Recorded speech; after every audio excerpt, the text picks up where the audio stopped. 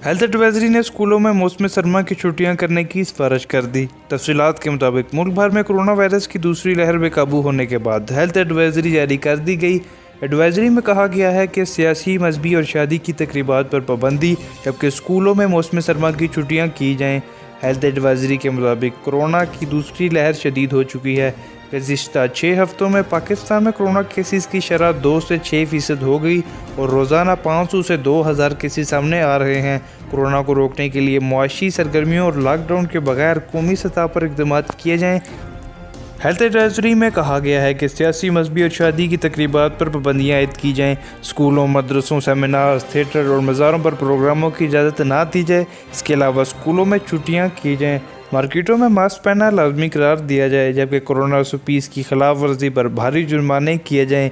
तजवीज़ में मज़ीद कहा गया है कि हाई रिस्क एरियाज़ में टेस्टिंग की शरह बढ़ा दी जाए और टेस्टिंग किट्स की खरीदारी बड़े पैमाने पर की जाए, जबकि अस्पतालों की तादाद बढ़ाई जाए। इसके अलावा कौमी राब्ता कमेटी की जानिब से कोरोना SOPs के तहत अहम फैसलों की मंजूरी भी दी गई। इजलास में फैसला किया गया है कि कोरोना वायरस फैलाव वाली हाई रिस्क सरगर्मियों को महदूद किया जाए। NCC की जानिब से जारी एलामिया के मुताबिक 300 से ज़ायद अफराद पर मुश्तमिल आउटडोर सरगर्मियों पर पाबंदी होगी।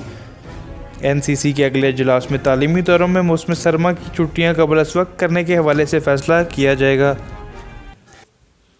अब पाकिस्तान भर की तमाम बड़ी और अहम खबरों के लिए 62 news Urdu WhatsApp group join करें, जिसका लिंक पहले कमेंट में मौजूद है। उम्मीद है आपको वीडियो पसंद आई होगी। वीडियो को लाइक ज़रूर करें, चैनल को सब्सक्राइब ज़रूर करें।